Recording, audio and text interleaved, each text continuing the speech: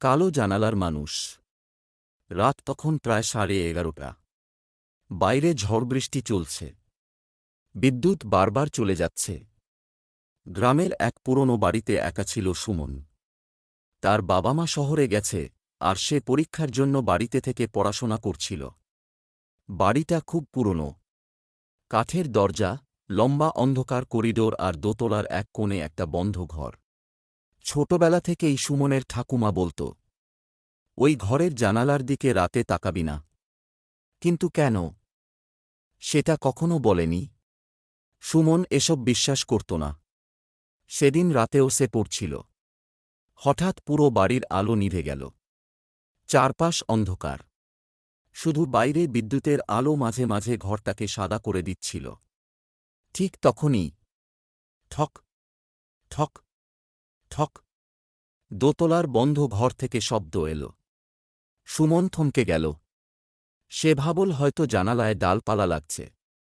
কিন্তু আবার শব্দ এল। ঠক ঠক ঠক। এবার যেন কেউ ভেতর থেকে দরজায় আঘাত করছে। সুমনের বুক ধড়ফড় করতে লাগল। সে ধীরে ধীরে টর্চ নিয়ে সিঁড়ি বেয়ে ওপরে উঠল। করিডোরে পৌঁছাতেই ঠান্ডা হাওয়া তার গায়ে লাগল।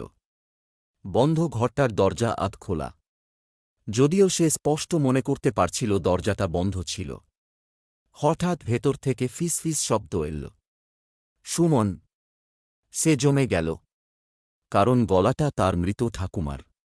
কাঁপতে কাঁপতে সে দরজার ফাঁক দিয়ে টর্চের আলো ফেলল। ঘর ফাঁকা। পুরনো আসবাব আর ধুলো ছাড়া কিছু নেই। সুমন একটু সাহস পেয়ে ভেতরে ঢুকল। ঠিক তখনই পিছনের দরজাটা ধাম করে বন্ধ হয়ে গেল। টর্চ নিভে গেল। পুরো অন্ধকার। সুমন দরজা খোলার চেষ্টা করতে লাগল। কিন্তু দরজা নড়ল না। হঠাৎ জানালার পাশে কেউ দাঁড়িয়ে আছে। বিদ্যুতের আলো চমকাতেই সে দেখল একটা লম্বা কালো মানুষ। তার মুখ নেই। শুধু দুটো সাদা চোখ আর অস্বাভাবিক লম্বা হাত। লোকটা ধীরে ধীরে মাথা কাত করল। তারপর জানালার কাঁচে নিজের নখ ঘষতে লাগল। কিঁচ কিঁচ কিঁচ। সুমনের গলা শুকিয়ে গেল। সে চিৎকার করতে যাচ্ছিল, তখনই লোকটা ফিস করে বলল, জানালার দিকে তাকানো উচিত হয়নি। হঠাৎ জানালার কাঁচ নিজে থেকেই খুলে গেল।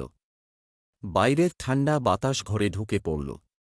আর সেই কালো মানুষটা ধীরে ধীরে ঘরের ভেতরে ঢুকতে লাগল। সুমন দরজায় ধাক্কা মারতে লাগল।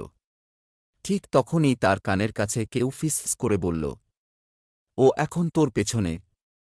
সুমন ধীরে ধীরে পিছনে তাকাল। আর তারপর পুরো বাড়ি কাঁপিয়ে তার চিৎকার শোনা গেল।